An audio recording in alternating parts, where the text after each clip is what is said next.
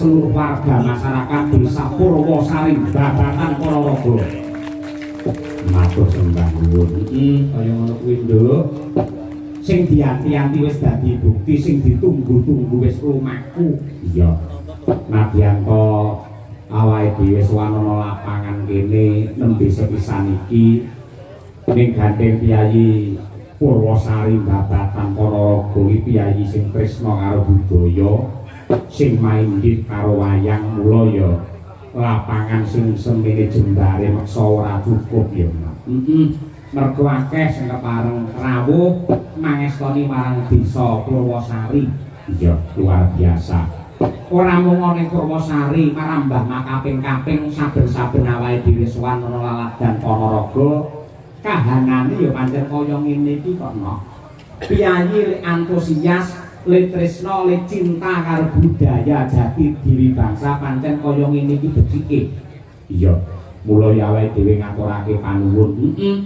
Wajib awake dhewe ngaturake gunging panuwun ing tanpa upami wabil khusus dumateng warga ageng masyarakat ing Desa Purwosari Babatan Ponorogo ingkang ripalungguhan iki dalam rangka bersih desa ya karo sosialisasi desa bersinar. Desa bersih narkoba. Yen bersih desa wis cetha lamun to iki tasakuran sing ditindakake dening kabeh para warga masyarakat dipandhegani karo perangkat lan uga Bapak Kepala Desa.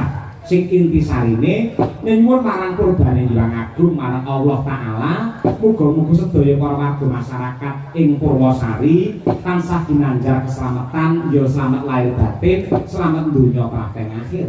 Ngono ya, Mas. Kaya ngono kuwi resik marang desane, ngresiki penggalihe sing nggoni lan uga ngresiki apa papan-papan yang kanggo kebutuhane Bebrayan Agung. Mula mau panitia aku sangat condong, aku sangat lumajeng, aku sangat cocok menghimbau kepada para penonton semuanya untuk ikut menjaga kebersihan di lapangan iki, dicawisake tempat sampah utawa plastik, mengko yen ngastor reget apa wae aja dibuang sak nggon-nggon ning wis ana ya kuwi wujute wadah kanggo ngregeti marang sampah-sampah mau pamrih bubar wayangan papan kene tetep resik kaya ngono lho. Lah iki maknane bersih desa ya ning kene iki.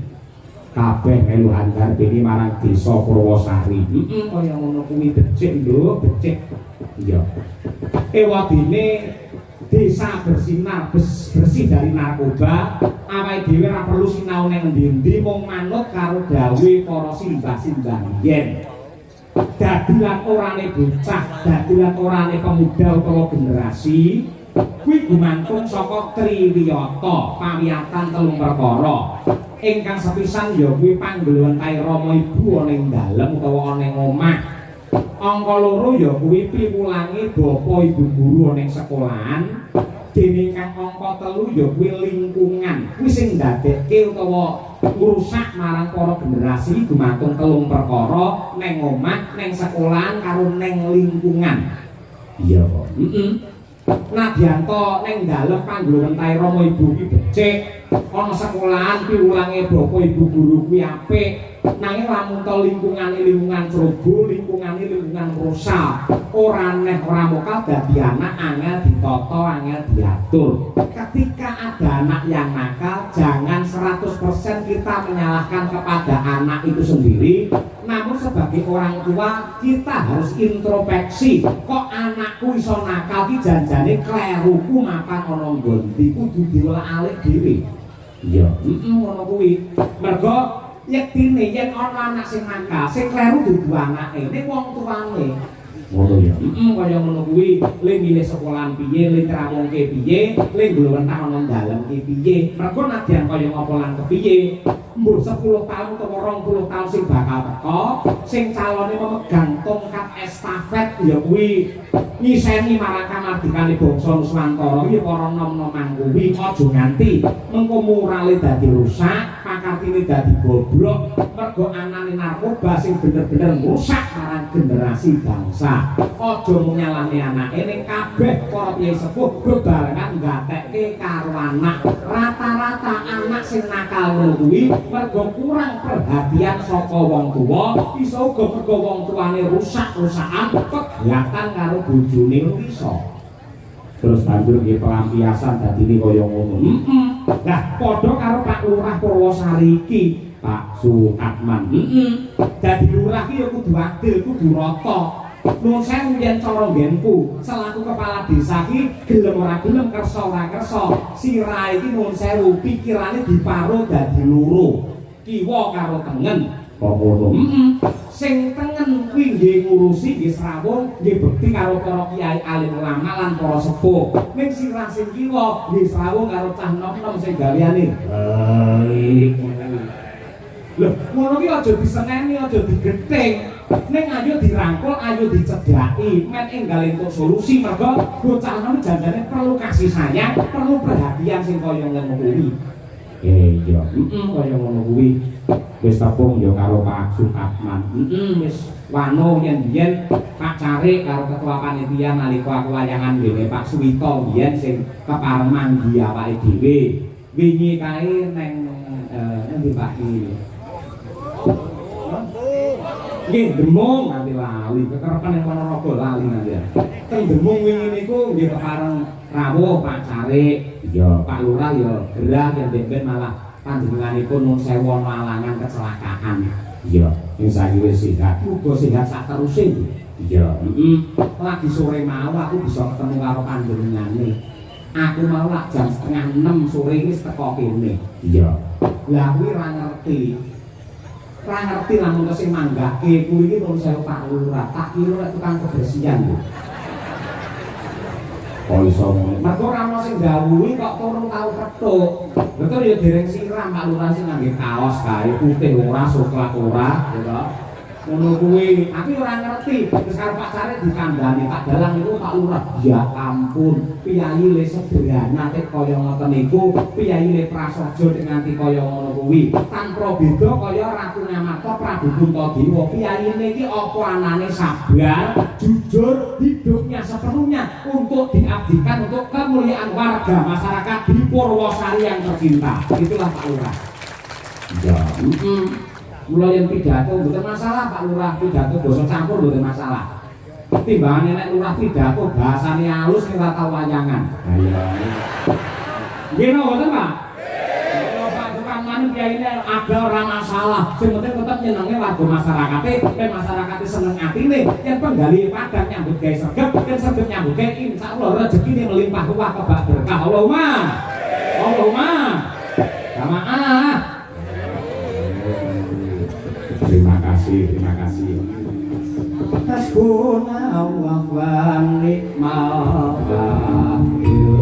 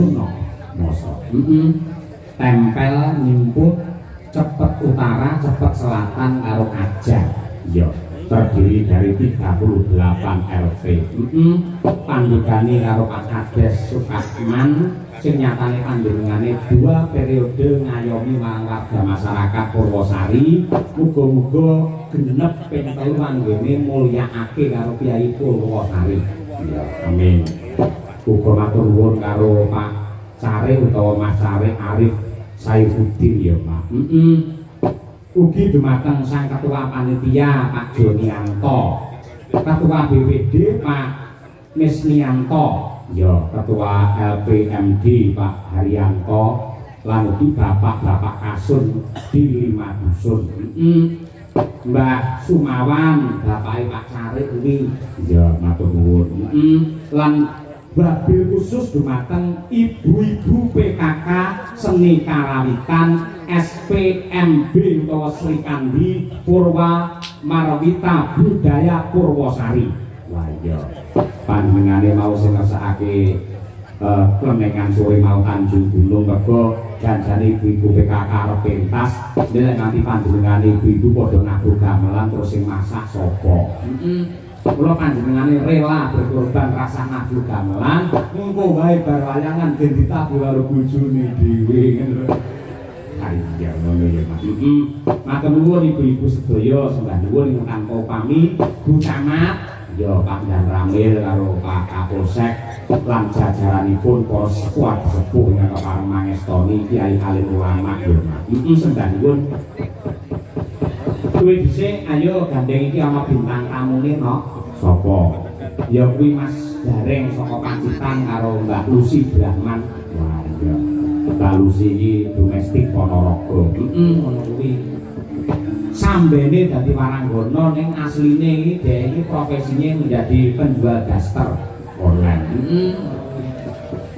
Ya, PNS barang. Syukur jadi ngabei. Ya, nyuwun slendro songo Mas Danang. Ngormati kalian Mas Gareng coba kaya apa serampake men seger. Ya. Monggo Mas Gareng pinak wonten panggungan iki. Yo, iso dados.